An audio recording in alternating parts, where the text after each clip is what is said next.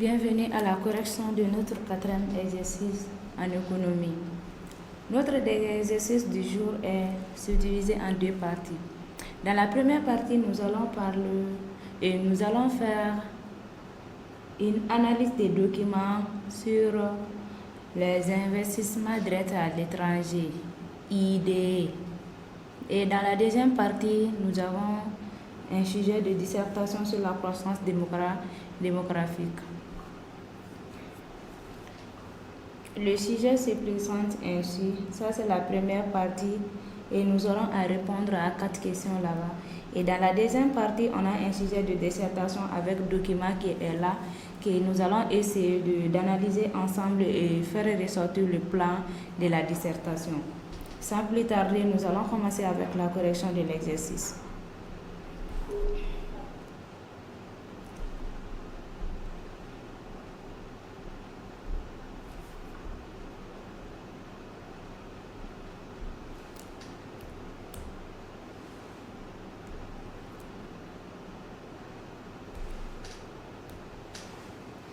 Nous allons commencer avec la correction de l'exercice. Notre exercice est là. Et la première question qu'on nous demande ici, c'est de faire une phrase ou encore d'interpréter les chiffres en gras soulignés. Et quand on essaye de voir dans les tableaux, nous avons 3 chiffres qui sont soulignés. Premièrement, nous avons 7267 qui est souligné. Nous avons 0,6 ici qui est souligné. Et nous avons 1,3.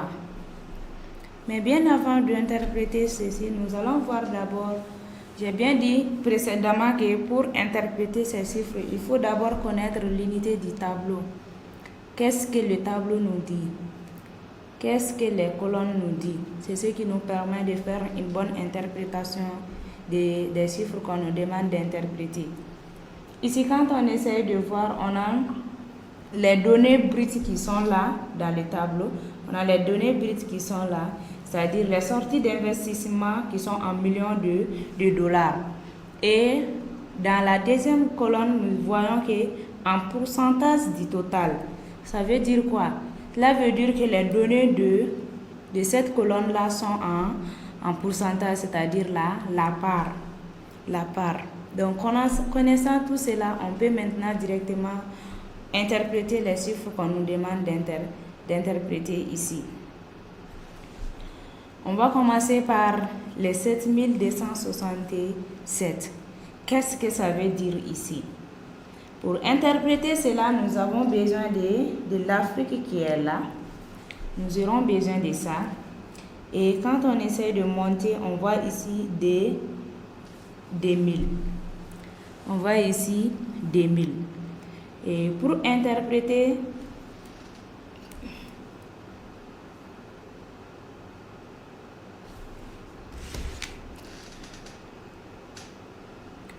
les 7267, on va l'écrire et les souligner. Qu'est-ce que ça signifie? Ça signifie ici qu'en 2000, les sorties d'investissement direct de l'Afrique s'élevaient à 7267. Cette valeur représente les sorties d'investissement direct de l'Afrique donc on voit l'Afrique ici, de l'Afrique en 2000. Donc c'est ce que les 7227 représentent ici, les 7267 plutôt. Donc 7267 signifie qu'en 2000, les sorties d'investissement direct à l'étranger de l'Afrique s'élevaient à 7267. On va mettre ici signifie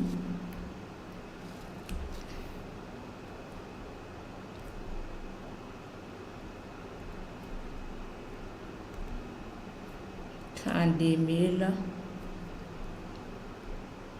les sorties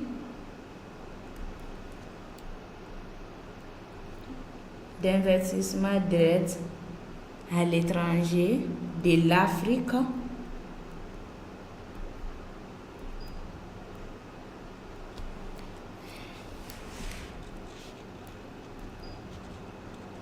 s'élevait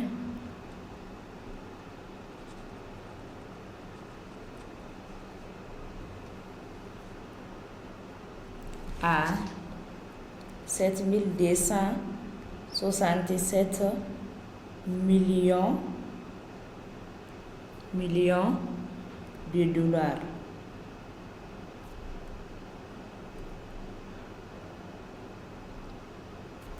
Millions de dollars, pourquoi? Quand on essaie de regarder, toujours ici, on a millions de dollars. Cela veut dire que tous les montants qui sont dans cette colonne-là sont en millions de dollars. Ensuite, le deuxième chiffre ici, c'est 0,6. C'est 0,6. On va l'écrire en bas. 0,6. Et puisqu'on a dit en haut de la colonne que c'est les pourcentages, que ces chiffres-là sont en pourcentage, on va mettre pour pourcent. 0,6 pour cent. Ici, c'est l'interprétation de la part. Ici, notre interprétation ici, c'est l'interprétation de la part. Et pour cela, nous avons besoin de la date ici, qui est là. Nous avons besoin de Proche et Moyen-Orient ici. Et ensuite, nous avons besoin des investissements directs l'étranger qui représentent l'ensemble ici, les sorties d'investissement direct l'étranger qui représentent notre ensemble ici. Ensemble ici, c'est les sorties d'investissement direct et le sous-ensemble ici, c'est la part du Proche et du Moyen-Orient.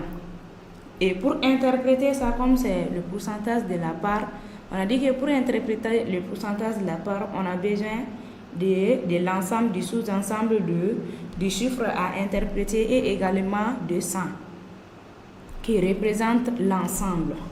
Et pour interpréter ça, on va simplement dire que signifie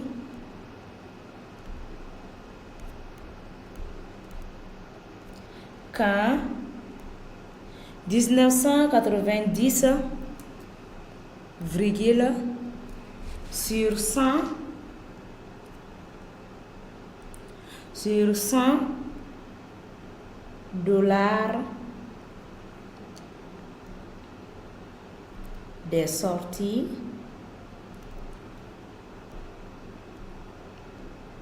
d'investissement direct à l'étranger dans le monde,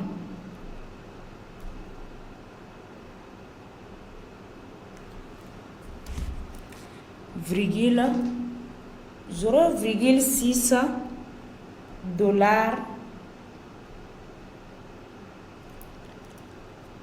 était 0,6 dollars était effectué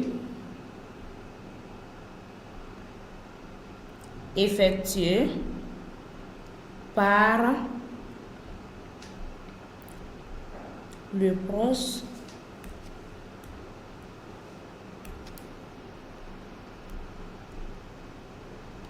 et le Moyen-Orient.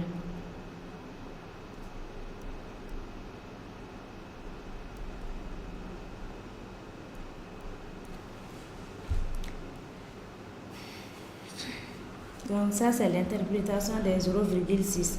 Ou encore, on peut dire que signifie qu'en 1900, ou bien on peut dire que sur 100 dollars, on peut commencer directement par sur 100.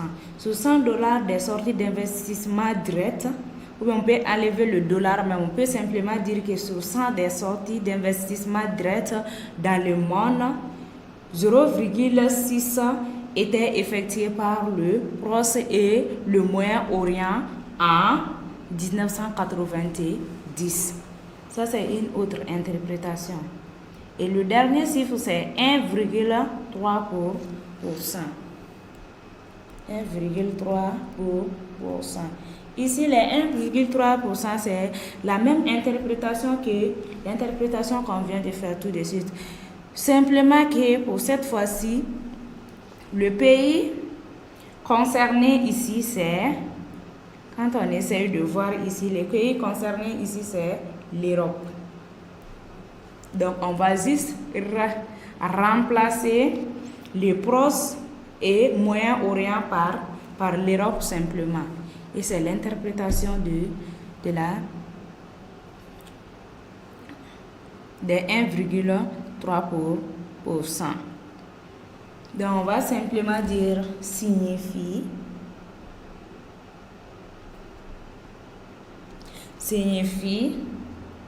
qu'en 2000, sur 100 des sorties d'investissement direct étranger dans le monde,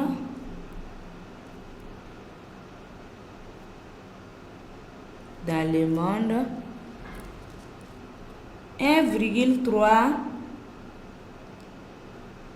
était effectué.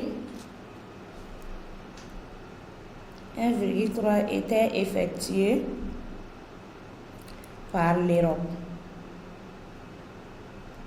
Point. Et c'est tout.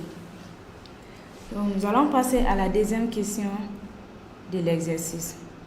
La deuxième question nous demande ici de transformer les données du monde en indice base 100 l'année précédente. Cela veut dire que l'année précédente sera toujours notre année de base.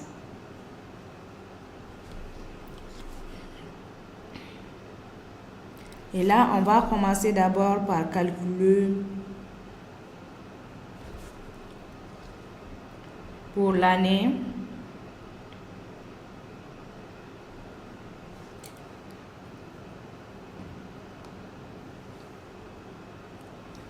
on a dit du monde, donc on est là.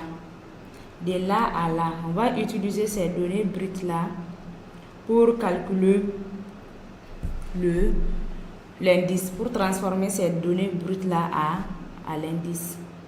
Et pour cela, on va commencer par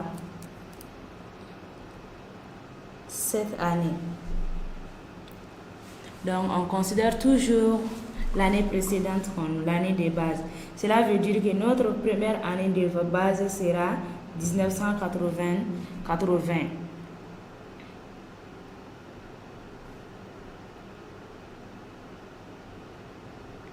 Et puisqu'il n'y a pas une autre année avant 1980, donc on va considérer que l'indice pour l'année de 1980 est de 100.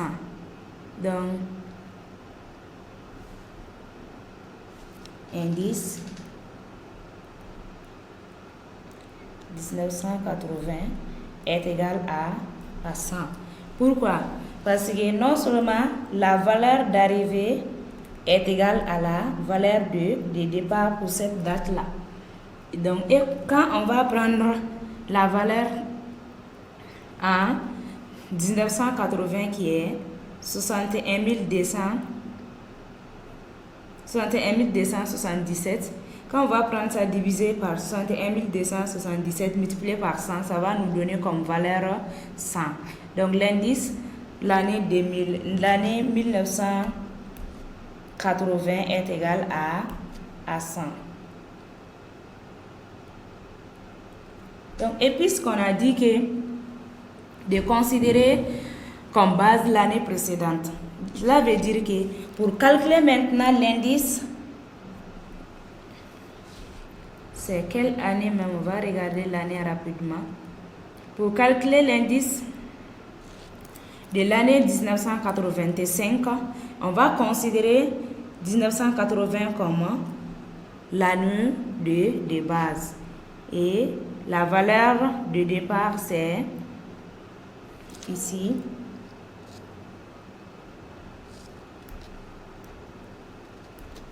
On va mettre en 1985 et on va souligner. La valeur d'arrivée égale, la valeur de départ est égale à 61 277. Et la valeur d'arrivée, on va rapidement regarder ça. La valeur d'arrivée ici, c'est 235 836. Ça, c'est la valeur d'arrivée.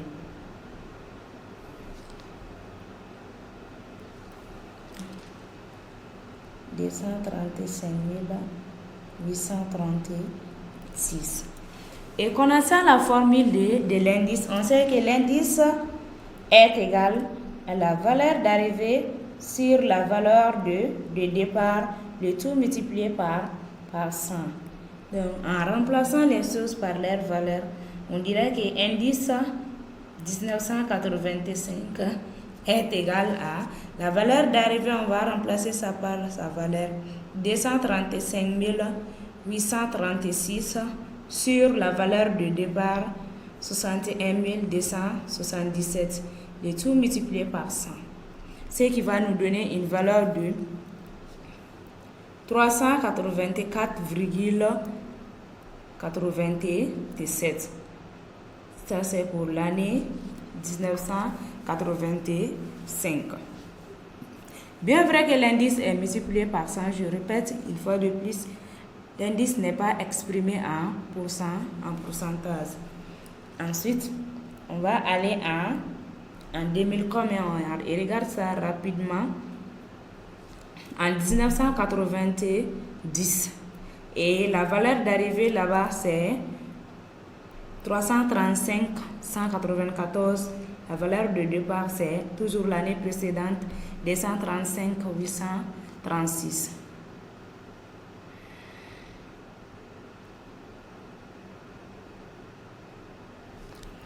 En 1990.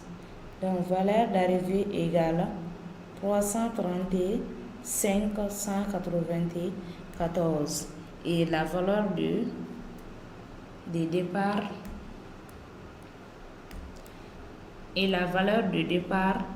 est égale 235 836. Ça, c'est la valeur de départ. Donc, toujours avec la même formule, on va dire que l'indice 1990 est égal. La valeur d'arrivée, c'est 335 194 sur 235 836 multiplié par 100. Ce qui va nous donner une valeur de 142,13 après calcul. Ça, c'est la deuxième valeur. Et enfin, en 2000.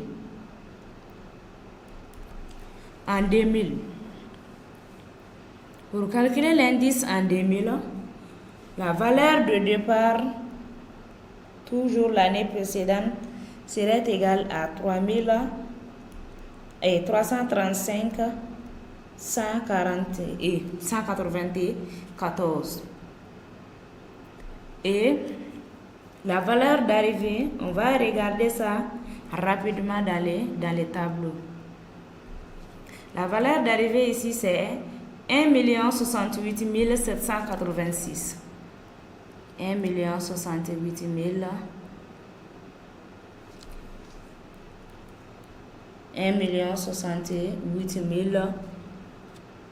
786. Donc, indice 2000 est égal à la valeur d'arrivée 1 068 786 sur 335 194 multiplié par 100. Ce qui va nous donner une valeur de 318,86. On encadre ça. Et c'est tout. Donc, toutes ces valeurs, on peut les mettre dans un petit tableau On a le tableau qui est là. Ça, c'est les années sont en haut ici. Et les indices, on va les mettre en bas. On a commencé l'année 1985 et 80 plutôt d'abord. 1985, 1990 et on a 2000. L'indice ici c'est 100. Ensuite, pour 1985, c'est 384,87. On va mettre ça là-bas. 384,87. Ensuite, pour l'année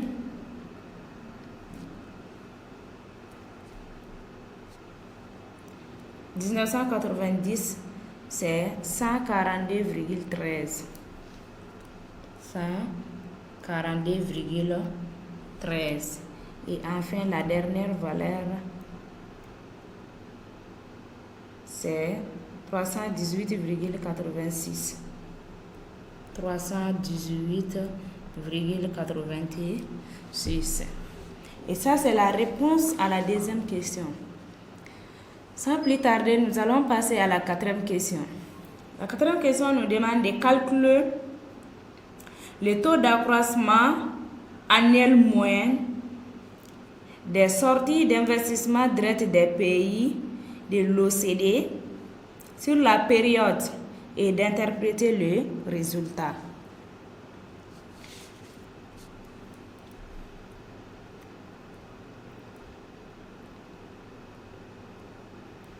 Donc, la période ici, toujours c'est la même période.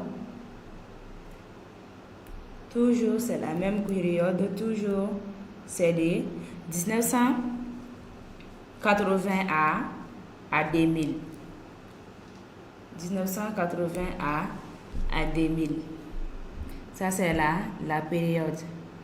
Et on sait que le TAM, la formule du TAM,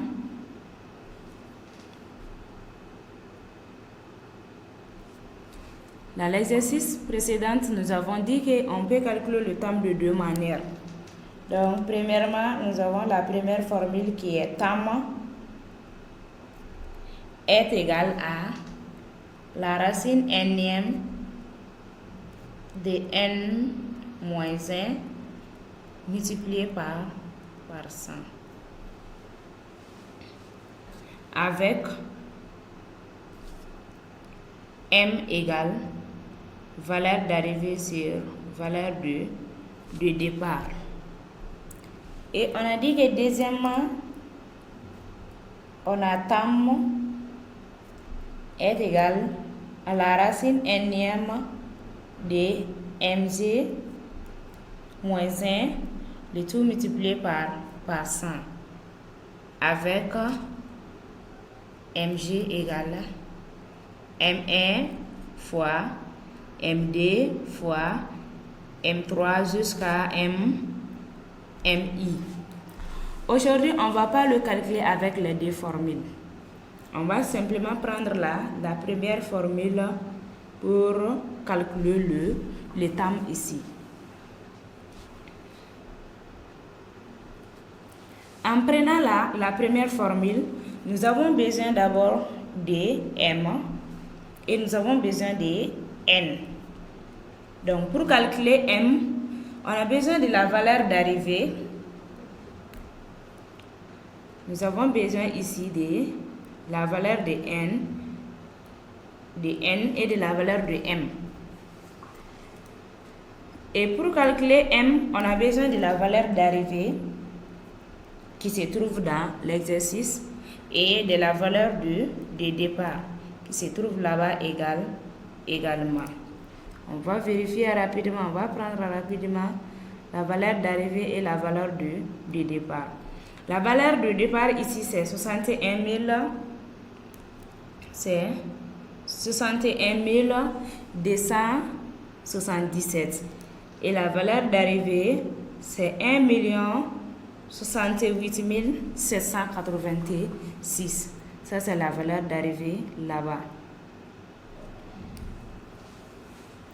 La valeur d'arrivée, 1 068 786. Et la valeur de départ, 61 277. M égale valeur d'arrivée 1 068 786 sur valeur de départ,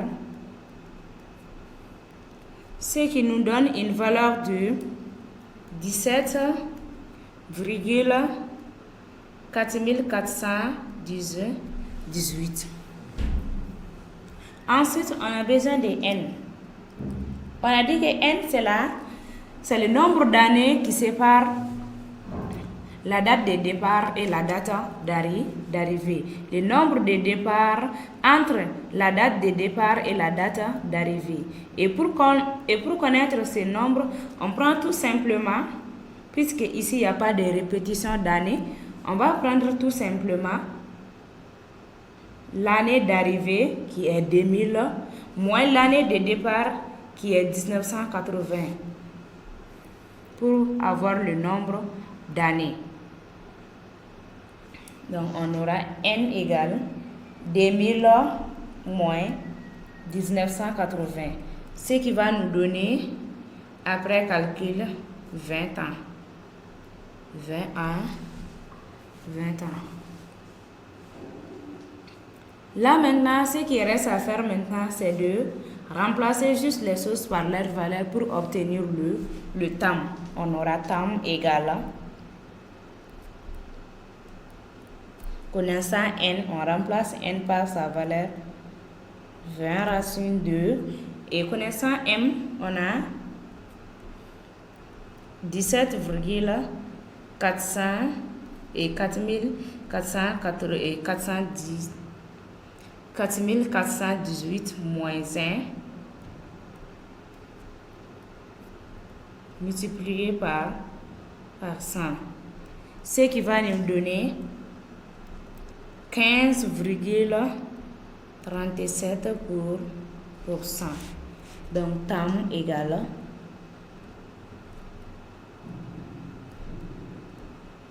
15,37 pour 100. Après le calcul, c'est pas terminé. On nous demande d'interpréter. On nous demande d'interpréter ici les 15,37%.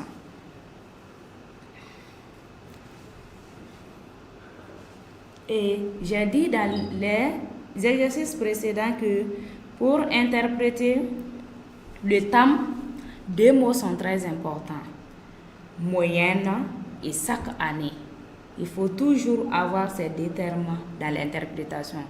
En moyenne et chaque année. Puisqu'on parle du taux d'accroissement annuel moyen. C'est-à-dire l'augmentation en moyenne d'une grandeur par année. Là, pour interpréter, on va écrire les 15,37%. Et on va les souligner. Ça veut dire quoi? Pour interpréter ça, on a besoin des deux dates qu'on a ici.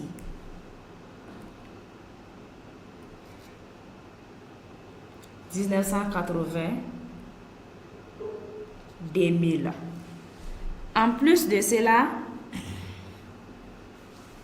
puisque c'est le temps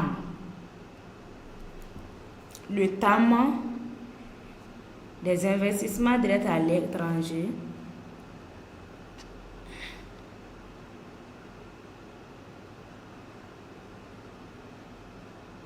dans le monde. Donc, on a besoin de ça également. Pour l'interpréter, on va juste dire que 15,37% signifie, on va dire que signifie qu'entre qu'entre, là les années viennent maintenant, 1980 et 2000, les sorties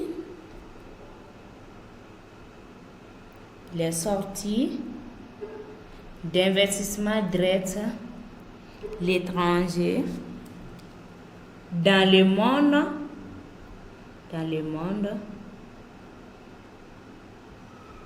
ont augmenté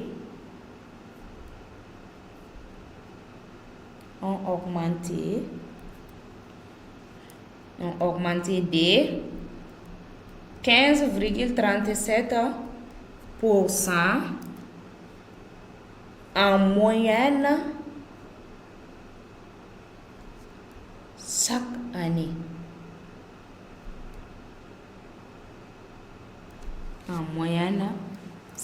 année. Et l'interprétation est finie. Point.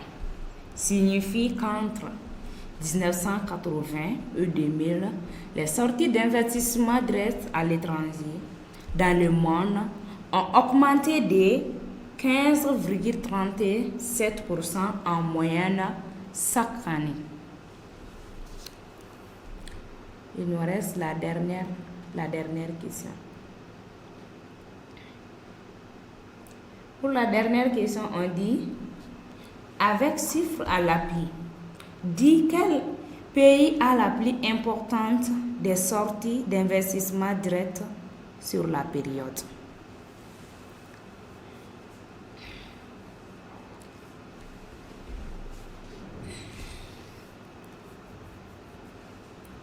Avec chiffre à l'appui, dit quel pays a la plus importante des sorties d'investissement direct sur la période. Pour répondre à cette question, on va retourner dans l'exercice. On va retourner dans le tableau.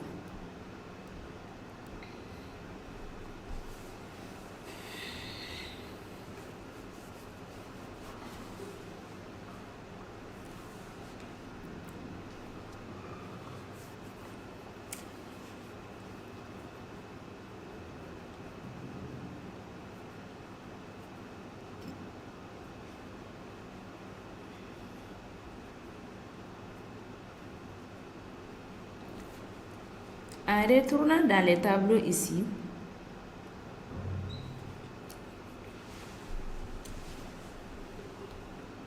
on voit ici, ça c'est les pays non membres de l'OCDE, c'est-à-dire l'Afrique, l'Asie, ça c'est ces pays-là qui sont là. Donc les deux régions sont là. Parmi ces deux régions, quelle région présente la plus grande part des investissements directs à l'étranger? En regardant les chiffres seulement, les données brutes, on voit que c'est les pays de l'OCDE. Ici, quand on compare ces données, puisqu'on nous demande de le faire avec chiffre à l'appui. Et quand on laisse ça et qu'on part également regarder les pourcentages, 88,6 et ici on a 31,4. 80,10 et ici on a 19,8.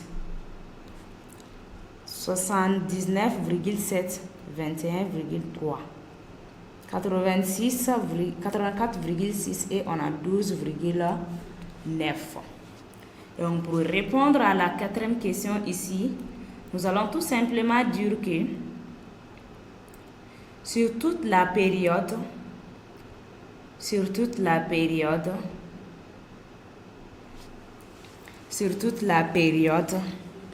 ou bien on va dire parmi les deux groupes de pays dont la somme des parts est égale à 100, les pays de l'OCDE détiennent la part la plus importante sur la période avec les chiffres suivantes. Donc on peut simplement dire ça. Parmi les deux groupes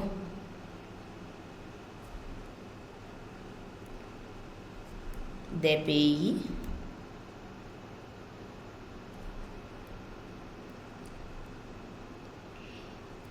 les pays de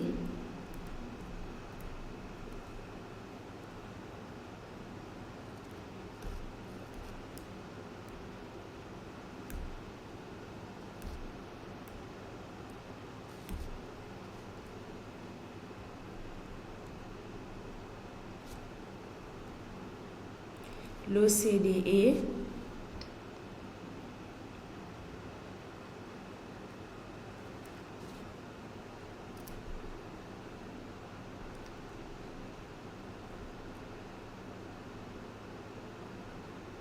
ont la plus représente les pays de l'OCDE représente la part ou bien ont la plus importante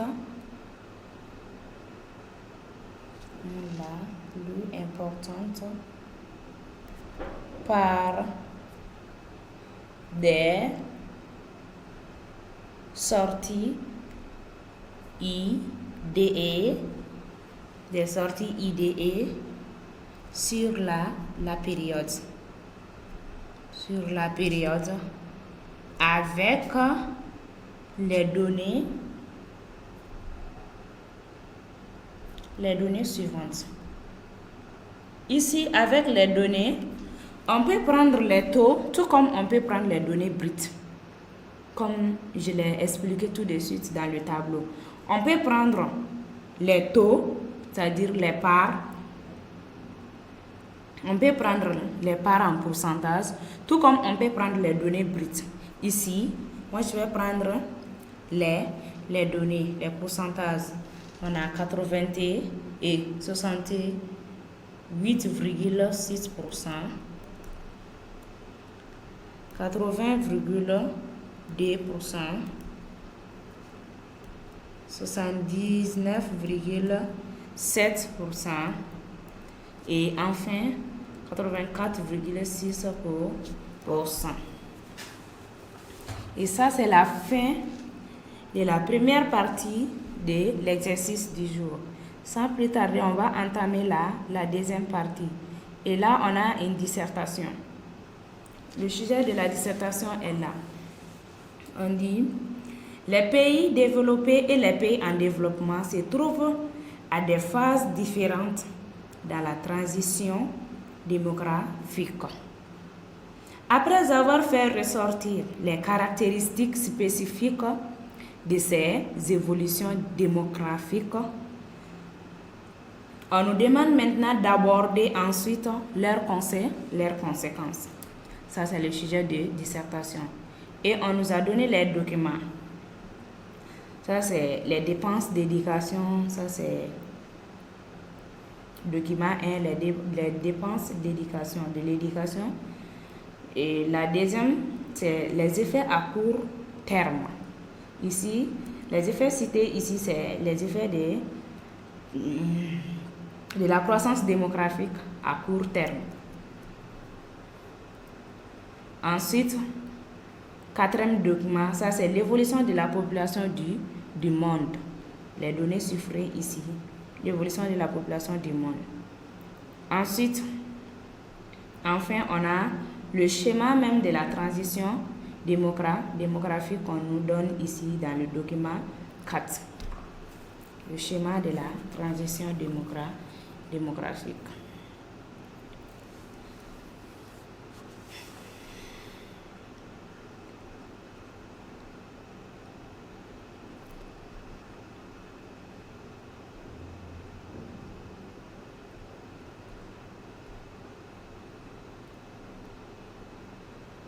Pour aborder ce sujet, on a besoin d'abord de savoir c'est quoi la transition démographique. On a besoin de savoir ça. Ensuite, on a besoin également de la définition de la croissance démographique. Et on sait c'est quoi les pays, quels sont les pays en développement. les pays développés et les pays en développement. On a dit que la transition démographique, c'est le passage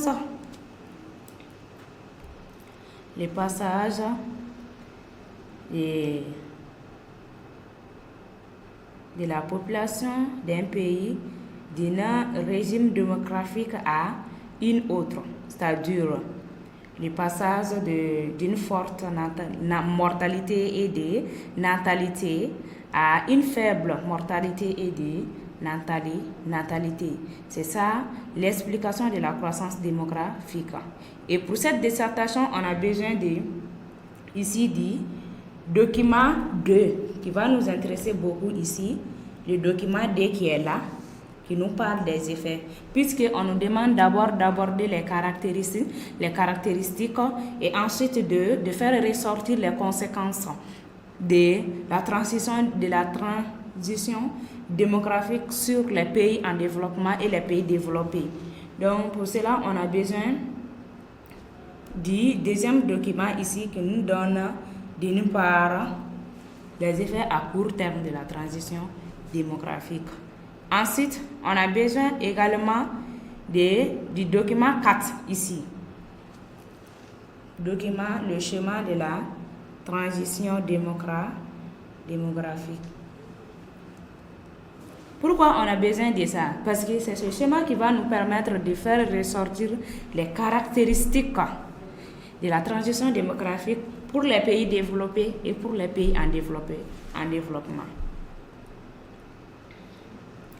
Sans plus tarder, on va commencer d'abord par l'introduction.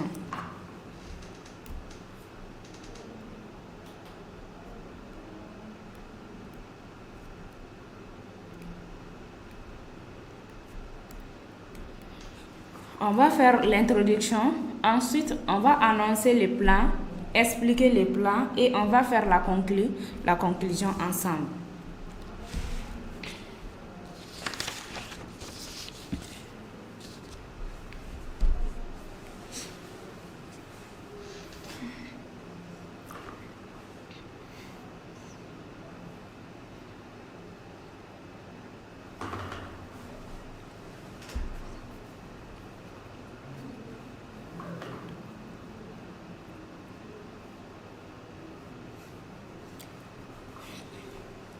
Premièrement, on va prendre une phrase socle. Et là, on peut dire que de nos jours, les caractéristiques de la transition fiscale et ses conséquences, on peut dire que de nos jours, les caractéristiques de la transition fiscale et ses conséquences dans les pays développés et dans les pays en développement alimentent plusieurs études et des recherches portant sur le développement dans les deux régions du monde. De recherche dans les deux régions du monde qui se trouvent à des phases différentes. On sait que la transition fiscale dans les pays développés et dans les pays en développement, c'est pas la même chose. Les pays développés sont en avance dans la transition fiscale par rapport aux pays en développement. On va voir ça tout de suite quand on va parler des caractéristiques. Donc, et cela soulève beaucoup de questions, de recherches et d'études pour savoir les conséquences maintenant et les conséquences sur les pays développés et les pays en développement. Je reprends la phrase. De nos jours, les caractéristiques de la transition fiscale et ses conséquences dans les pays développés et les pays en développement alimentent plusieurs études et des recherches portant sur le développement dans les deux régions du monde qui se trouvent à des phases différentes dans la transition fiscale. La question qu'on se pose maintenant, c'est quelles sont les caractéristiques spécifiques de la transition démographique dans les deux régions? Et la deuxième question, c'est quelles sont ses conséquences sur les pays développés, sur le développement des pays développés et des pays en développement?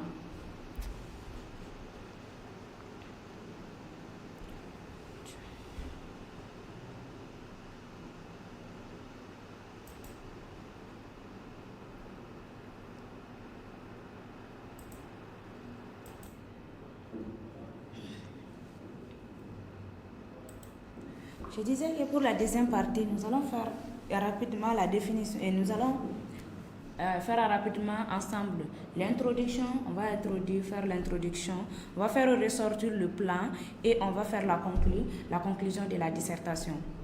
Ici d'abord, on va commencer par la phrase socle. Comme je l'ai dit, les mots clés ici, c'est d'abord la transition démographique, les pays en développement et les pays développés. Donc ici, on va simplement dire comme phrase socle, de nos jours, les caractéristiques de la transition démographique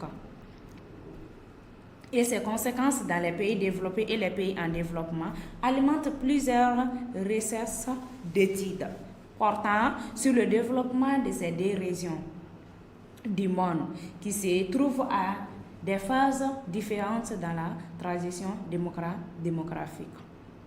Après cette phrase, on va définir les termes comme la transition démographique.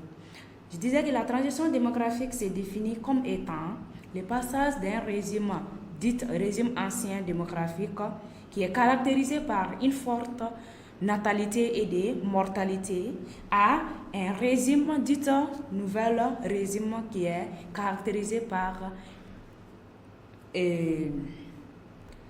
des taux de natalité et de mortalité faibles. Ça, c'est la définition de la transition démographique. Et les pays développés, c'est les pays qui présentent des économies industrialisées qui ont également des produits intérieurs bruts élevés et des pays dans lesquels le niveau de vie des citoyens, le niveau de vie de la population est élevé. Pour les pays en développement, pour définir les pays en développement, on peut dire simplement que c'est l'ensemble des pays qui sont moins industrialisés que les pays développés. On peut prendre ça juste comme une définition très simple. Après ces définitions, les définitions des termes, vient maintenant la problématique. Ici, on peut poser comme problème quelles sont les caractéristiques spécifiques de la transition démographique dans les pays développés et les pays en développement. Deuxièmement, quelles sont ses conséquences sur les pays développés et les pays en développement? Et maintenant, pour répondre à cette problématique, nous allons aborder dans un premier temps les caractéristiques spécifiques de la transition démographique dans les deux régions. Et dans un deuxième temps, nous allons examiner ses conséquences sur le développement de ces deux régions. Et comme plan dans le développement, comme on l'a annoncé dans l'introduction tout de suite,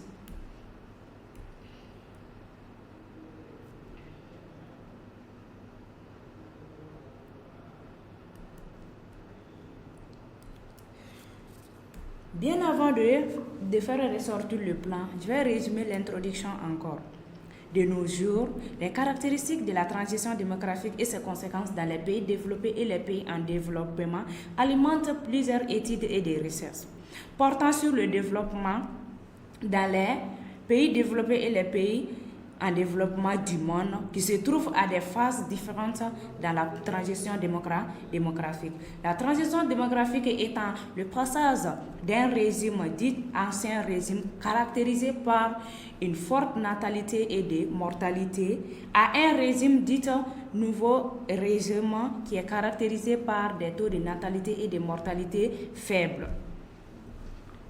Et les pays développés étant les pays dont le produit intérieur brut est élevé et le niveau d'industrialisation également élevé avec le niveau de vie des citoyens également élevé. Et quant aux pays en développement, ce sont les pays qui sont moins industrialisés que les pays en développement.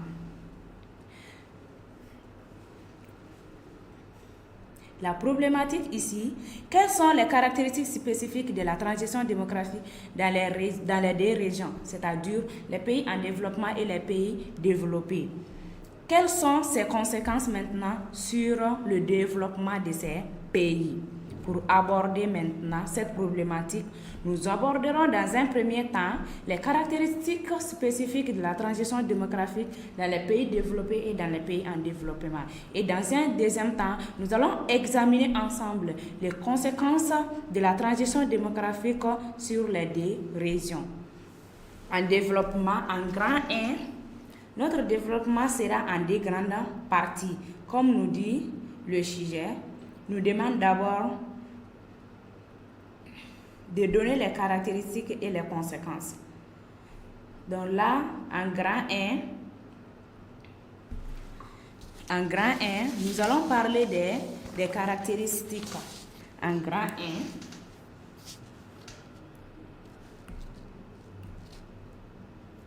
nous allons parler des caractéristiques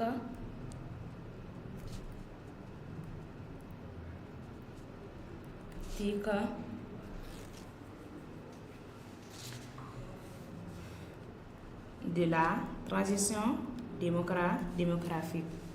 Nous savons que la transition démographique, quand on essaie de voir même les schémas ici, nous savons que les pays développés et les pays en développement ne se trouvent pas au même niveau de la transition démographique. Donc, pour cela, on va voir d'abord les caractéristiques en grand A. On aura deux sous-parties pour la première partie. En grand A, on aura les caractéristiques dans les pays développés. Donc, on dit que les pays développés se trouvent ici. Régime démographique moderne, c'est-à-dire que les pays développés ont fini leur transition démographique. Ce n'est pas les pays développés seulement, il y a une partie également des pays en développement qui ont également fini leur transition démographique. Donc, le taux de natalité et le taux brut de mortalité sont baissés. Donc, ce régime est caractérisé par un taux de natalité et un taux de mortalité par un faible.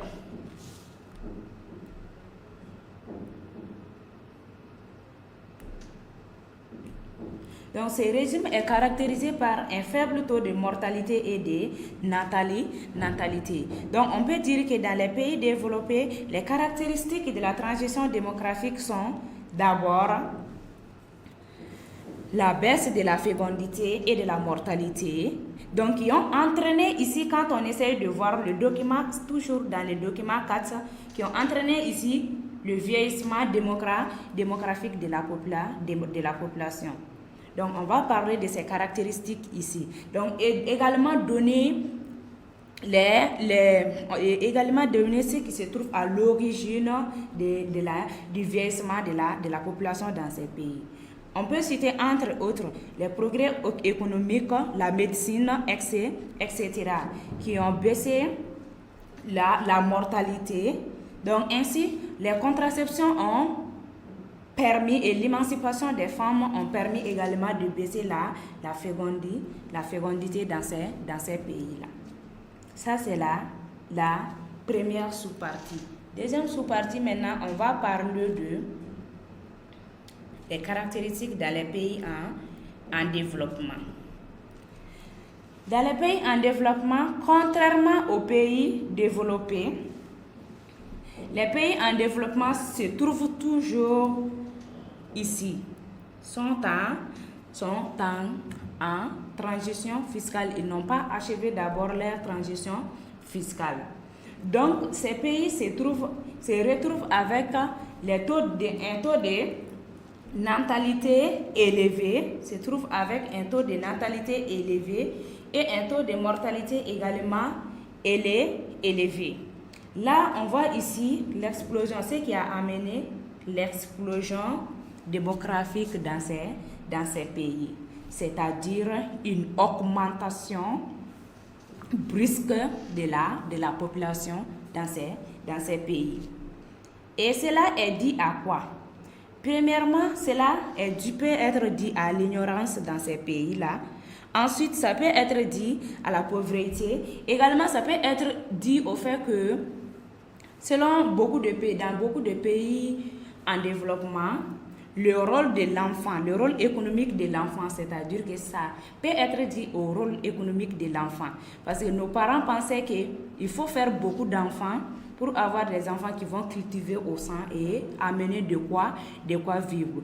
Dit à ce rôle de l'enfant, donc les familles vont opter pour faire beaucoup d'enfants. Ce qui va amener maintenant l'explosion démographique dans les pays en développement. En plus, également, le taux de mortalité infantile également est élevé. Cela est également à l'origine également du taux de natalité élevé. Parce qu'il y a de ces parents qui vont dire qu'il faut faire beaucoup d'enfants. Comme ça, même si une partie des enfants meurt, on aura une autre partie.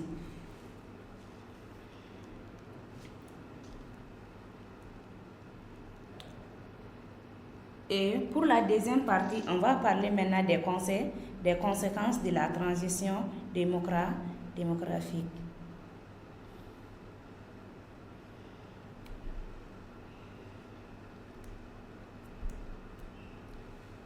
Également, on aura des sous-parties, les conséquences dans les pays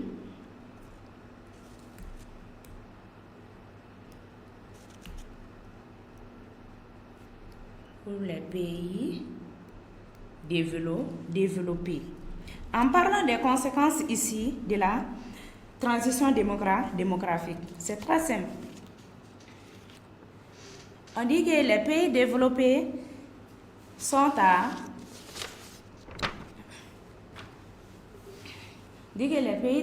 ont terminé leur transition fiscale.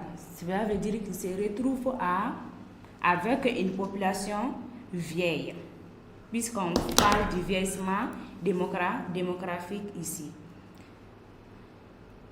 À court terme ici, les avantages de la transition démographique sont positifs. Quand on essaie de voir le document D, quand on essaie de regarder dans le document, de lire un peu dans le document 2, les conséquences, vous voyez bien sûr que les conséquences de cette baisse de la fécondité sont bénéfiques à court terme. Si les fabricants de dragées n'y trouvent pas leur compte, l'ensemble de la société en tire avantage. Pourquoi? L'État d'abord, qui va diminuer les dépenses de sécurité sociale. Donc, plus la population n'est pas jeune, donc on n'a pas besoin de dépenser beaucoup dans la sécurité sociale. En effet, c'est la première année de vie qui entraîne les frais de sécurité sociale, congé de maternité, dépenses de natalité des nourrissons. Donc, à court terme, la baisse de la fécondité profite non seulement à l'État, mais également aux familles. Mais à long terme, le vieillissement de la population va poser un problème de financement. Pourquoi? Puisqu'il faut des actifs pour financer la retraite des vieilles personnes. Et si la plus grande partie de la population est vieille, qui va travailler maintenant pour financer la retraite des retraités? Ça devient un problème assez nouveau.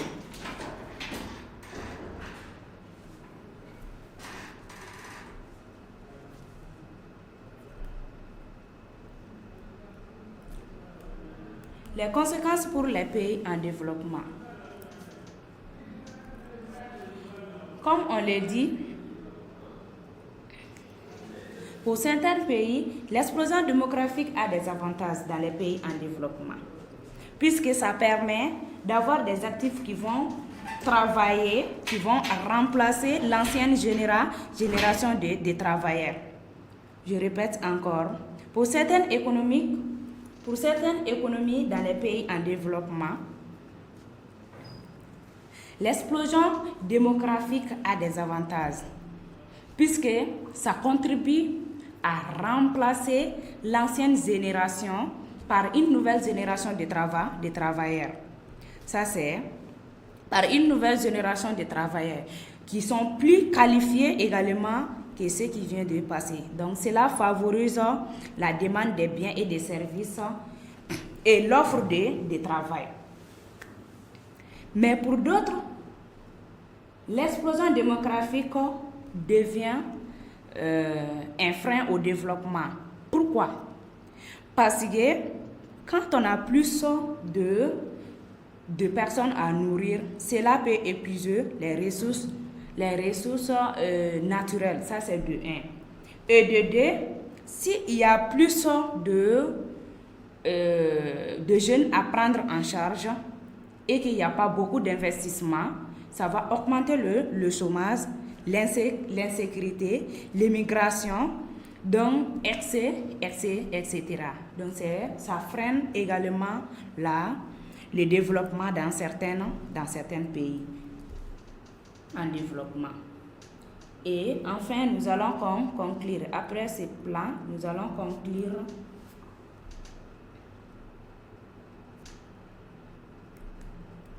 en conclusion ici. Nous pouvons tout simplement dire que les caractéristiques de la transition démographique sont le vieillissement dans les pays développés, le vieillissement démographique dans les pays développés et l'explosion démographique dans les pays en développement.